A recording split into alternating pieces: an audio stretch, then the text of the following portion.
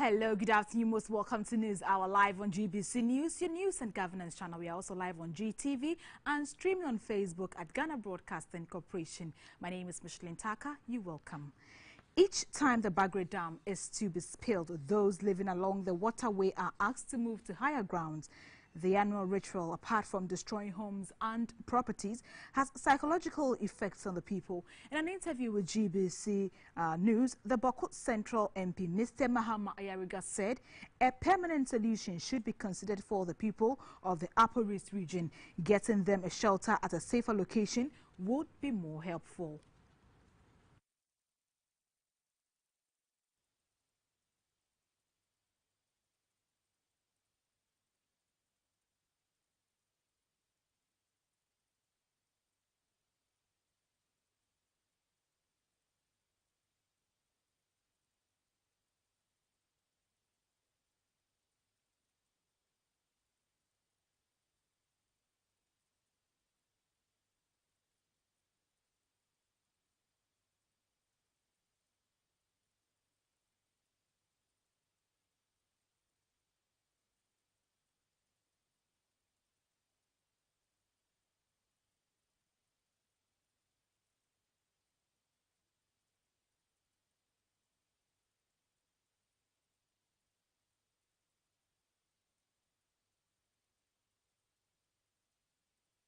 I apologize for the loss in sound. You're watching News. I'll be back shortly after this break. Please do stay.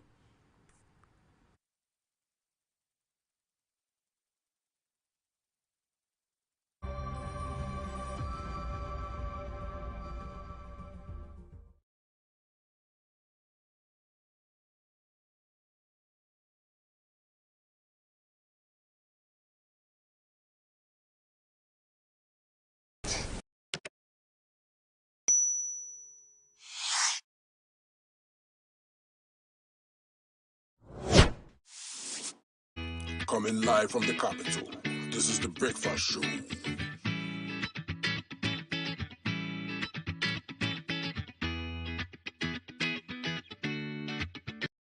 Coming live from the capital, this is the Breakfast Show.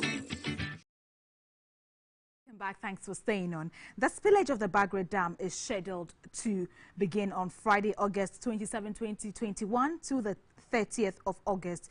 As usual, farmers and all those living along the White Volta have been advised to move to higher grounds. The annual spillage from Burkina Faso usually destroys livestock, farmlands and properties, mainly houses. Ahead of the spillage, most parts of the Upper East region are already flooded due to heavy rains. We have our regional correspondent, Samuel Ayama, on the line to update us on the development so far. Hello, good afternoon, Samuel. Good afternoon. Samuel, what has happened after yesterday's prolonged rains? Yeah, thank you very much. As we speak, the White Volta, even though the authorities and some of the managers of the Bagre and that of the Professor Dam, they are yet to start the spilling of the dam. But as we speak, the White Volta places that is seriously silted. It has overflown 8 times as a result of the heavy rains that we had last month. So some of the farmlands have started submerging by these floods as we speak. This is before the spillage. What do you envisage?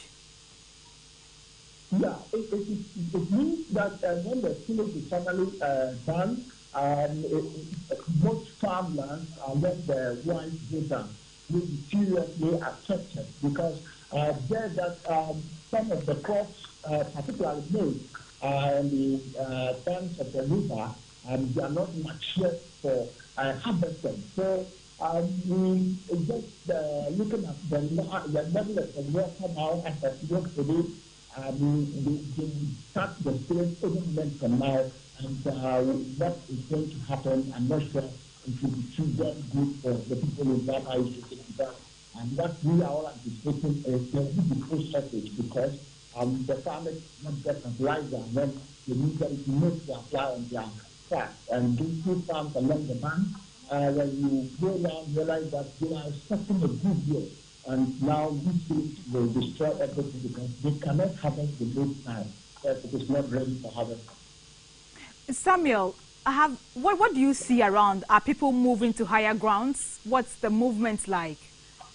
Yeah, at the Salugu, where they are supposed to construct the multi-purpose dam, which is yet to start, we saw some people there trying to salvage their, even some of their farmlands. We realized that they stopped early and they were there trying to harvest their maize.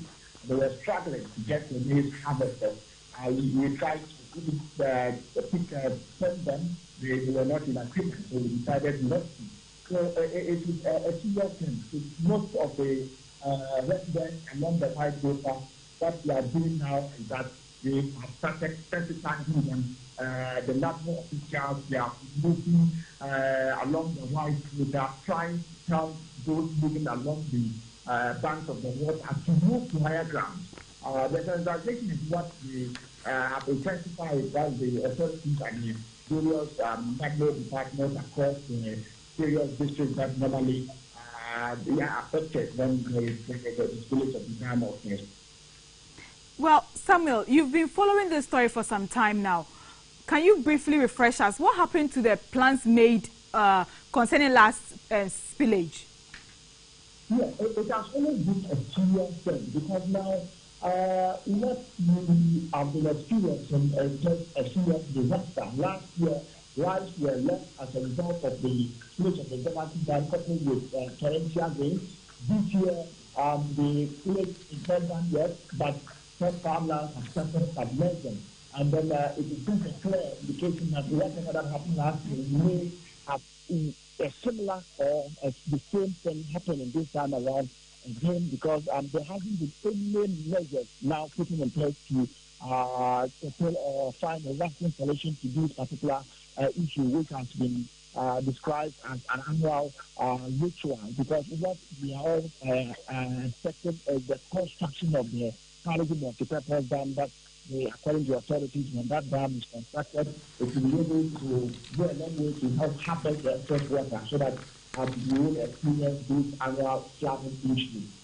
Thank you very much, Samuel Ayama. Speaking with our Upper East Regional Correspondent Samuel Ayama, who is giving us an update on the on Friday's spillage of the Bagre Dam. And this is, according to him, he says yesterday's downpour has caused flooding, and so they anticipate more damage once the dam is spilled. You're watching News Hour live on GBC News, your news and governance channel. In other stories, we will go to Second D now, where the Ghana Health Service, in collaboration with its partners, have established a public health emergency response center and a molecular testing laboratory in the Western region. This forms part of its response to tackle the COVID-19 pandemic and also prepare for future emergencies.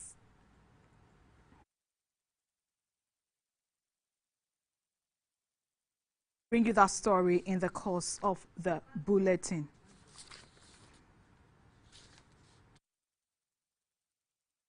Spend some more time.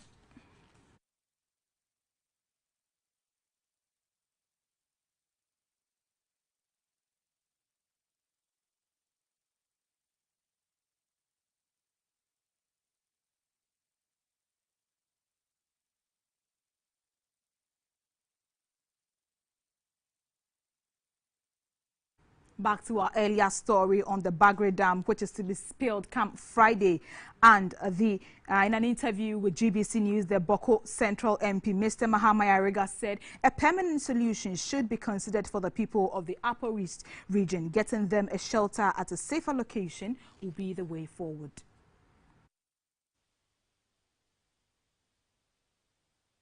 Most of the communities along the White Volta, such as those in Binduri, Garu, Boko West, Talensi and Nabdam districts, existed before the construction of the Bagui and Kompienga dams in Burkina Faso. According to the Member of Parliament for Boko Central, Mr. Mahama Yarga, feasibility studies and environmental impact assessment were not extended to the affected communities in Ghana, and the Burkinabe authorities may not consider themselves obliged to compensate such communities. He said government ought to find a permanent solution to the problem. It will usually be that we relocate some of the homes that are close to water bodies or rivers, tributaries to rivers that get overflooded anytime that there is a spillage. So that's one solution that we should be advocating, that governments should consider conducting an environmental impact assessment of the spillage of the Bagre Dam and engage their counterparts in Burkina Faso for some compensation by way of resettlement of communities that on an annual basis tend to be threatened by the spillage. Mr. Mahama Ayariga said plans to reroute the spillage into the Polugu Dam to aid irrigation during the dry season is commendable, but will only help communities close to Polugu. Meanwhile, the spillage does not only affect the Upper East region, but also communities further down the Volta Lake. So the communities after Kwalugu, if you dam Kwalugu, it will retain the water that will be coming from the Bagre Dam. So those further downstream after Kwalugu will get some protection. It doesn't mean that Kwalugu Dam may itself not also be full and need to be spilled. It may also be possible that after heavy rains and after Bagre Dam spills, Kwalugu Dam may also get full, and then they will also need to spill in order to save and protect the integrity of that dam. So at the end of the day, it will all be based on a comprehensive environmental impact assessment being done, and the proponents of the Kwalugu Dam making arrangements to compensate communities downstream, and at the same time some engagement with the owners of Bagre Dam for them to also participate in making compensatory facilities available for the communities that tend to be affected by the spilling of their dam. He suggests the spillage should be done gradually to minimize the danger it poses to communities along the water corridor. People tend to be attached to their land. That's where they buried their ancestors and their grandfathers and etc. There's an emotional attachment to the land, and the land is not wasted entirely for the entire period. Sometimes maybe what we should do with the Bagre Dam people is for them not to spill at once, that there should be some mechanism for determining a gradual spillage over a long period of time, not wait till the dam is full to 135 meters. Because it is, from the report I've read, I think it is 134.9 meters. And so they are afraid that in the next couple of days it will get to the maximum limit. But then you should be calculating and spilling in bits and pieces so that it doesn't really endanger communities. If you wait till it is full and then you try to spill 1 meter or 2 meters at once, then it becomes a problem for those downstream. So these are issues that our government should engage with the government of Burkina Faso, and we should have a joint management of the facility when it comes to the issue of spillage, to agree on how to spill, incrementally without, allowing so much to move at once. Mr. Mahama Ayariga entreated the National Disaster Management Organization, NADMO, to set up temporary camps for the safety of the people. Because we haven't created those higher grounds settlements for them, they tend to remain where they are until the water comes and then indeed, does damage. So NADMO should consider setting up those temporary places that they recommend that communities along the rivers should move to. The dam is expected to be opened on Friday. For GBC News, Mavis Ofe Champong. There's more to come on the spillage. We'll keep you updated in the course of the bulletin. Ghana is ranked first in Accra in Africa and second in the world with the highest prevalence of glaucoma cases. Ophthalmologists have therefore advised regular checkups to ensure early detection and early treatment. Glaucoma is a group of eye diseases that results in the damage of the optic nerve and cause vision loss. The most common type is the open-angle glaucoma. In Ghana, it is estimated that about 8.5% of the population aged 40 years and older have glaucoma. An ophthalmologist, Dr. Ebenezer Kwame Amankwa-Kwarteng, expressed concern about the increasing rate of glaucoma in the country. A lot of people are going blind because of glaucoma. And so recent studies, when you look at the prevalence rates, you see we are having a lot of cases in Ghana. So the major thing we are advising to the public is that people should get their eyes checked, even when they are seeing, because we call it the silent thief of sight. It steals your sight gradually, and then you wouldn't notice until at the late stages. The chief executive of Elijerko Foundation, Mr. Andrews Nyantechi, said an unhealthy population negatively affects productivity and nation building. We always say prevention is better than cure, and I believe that with the lack of access to care in Ghana, if we are able to go to communities, go to individuals, and educate them about how not to get sick, they will not end up in a hospital and choke the hospital system. So that is why we are doing this. We are bringing healthcare to the doorsteps of the people and making sure that they have access to care, they have access to doctors, and they'll be able to ask questions pertaining to their individual health. The mass drug administration under the Neglected Tropical Diseases Program is underway in the Bono region. 3 districts are currently benefiting from the distribution of the ivermectin as a prophylactic against onchocerciasis. Correspondent John Samartha joins us on the line with more details. Hello, good afternoon, John. Good afternoon. What more can you tell us? Well, like you said, the mass drug distribution is underway, and the focus now is 3 districts. These are Wenchi, Banda, and Tyne. It started on Monday, on the 23rd, and it's expected to end on 3rd September. But for Wenchi, they started late, and so they are starting today.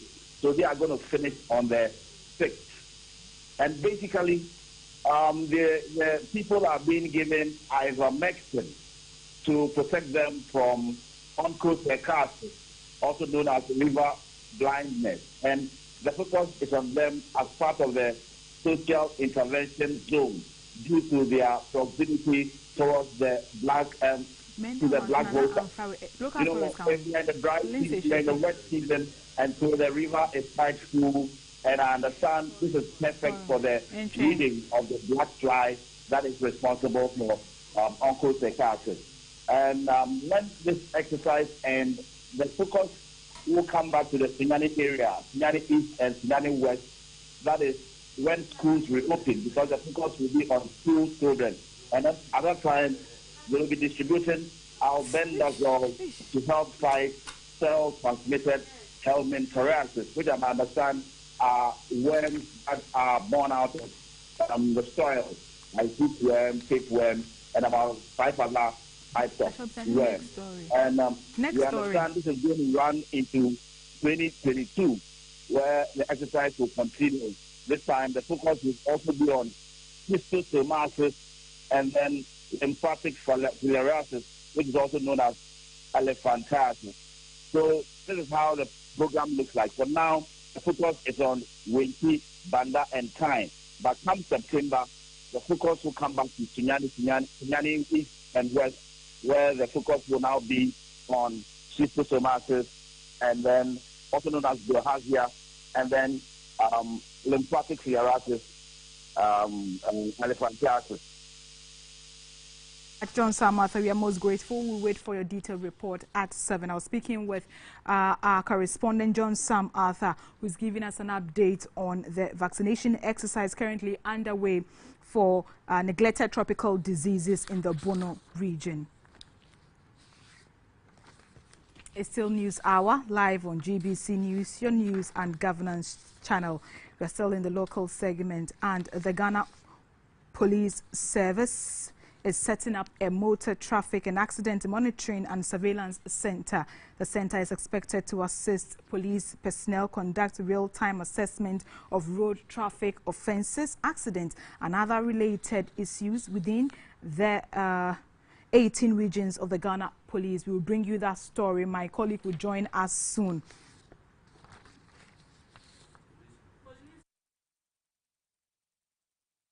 Ghana Police.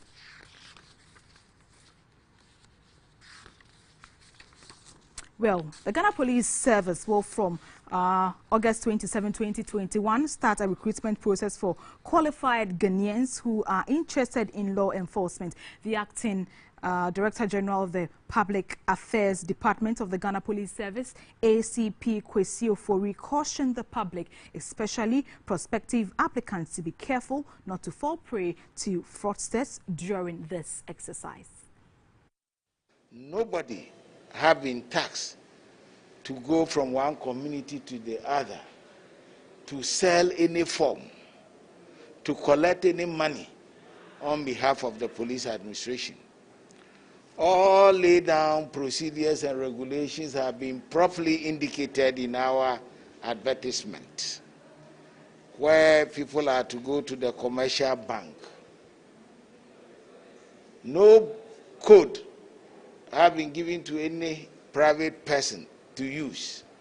And I said, those who come to communities, those who visit communities, those who go out there to transact their nefarious business as if they've been taxed, should immediately be arrested and sent to the nearby police station for investigations.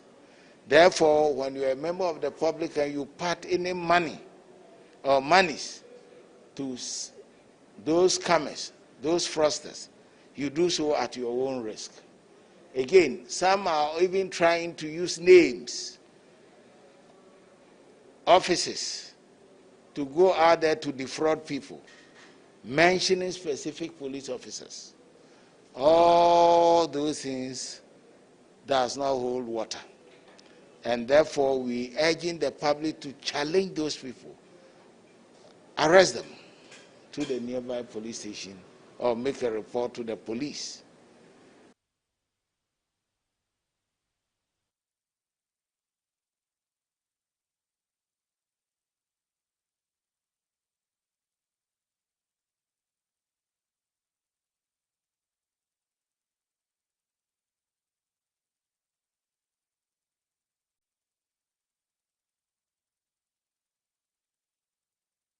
Ghana Police Service is setting up a motor traffic and accident monitoring and surveillance center. The center is expected to assist police personnel conduct real-time assessment of road traffic offences, accidents and other related issues within the 18 regions of the Ghana Police Service. The police says the center will help monitor street cameras meant to fight crime nationwide. My colleague Hajia Ramatu Mahmood sat in for GBC News and has just joined me in the studio to give us an update on what she saw. Hajia, yes, what did you witness today?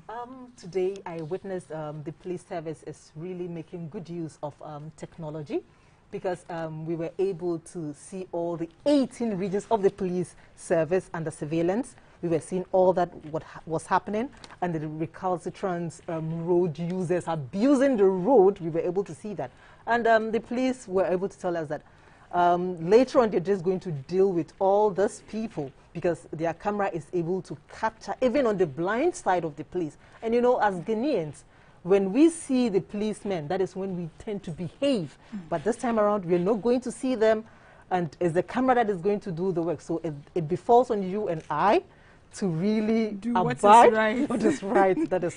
So whilst they watched and saw those people, did they make any arrests? Yes, so far there have been 252 arrests, and they have already been prosecuted and fined. So more are yet to come, I would say. And you know what I saw today. Is it going to be a spot fine, or you'll be arrested? What if I pass and go? Will they visit my house? You comfortably be in your home. They're liaising with DVLA, so they go there to have a detailed of the car owner, And then you'll be home comfortably where you receive a call from the police telling you that this is what you did. You deny it, they'll just invite you and they'll play the tape to you. So then you don't have anything to deny about. You just wow, this is good. Yeah. I'm sure it will solve a lot of nuisance on the road. I'm telling you, you know, with all this robberies and what have you, you know, it's road just going to help the police do that. Yeah. A foot in the right direction. Thank you very much for passing through, Hajia. I was speaking with my colleague Hajia Ramatu Mahmood, who just returned from the Ghana Police Service Motor Traffic and Accident Monitoring and Surveillance Center. You're watching News Hour live on GBC News, your news and governance channel. We're also live on GTV and streaming on Facebook at Ghana Broadcasting Corporation. Like and share so you can watch later if you have to. The Ghana Health Service is collaborating with its partners to establish a public health emergency response center and a molecular testing laboratory in the Western region. This forms part of its response to tackle the COVID-19 pandemic and also prepare for future emergencies. We'll go for a quick break. We'll be back shortly. Please do stay.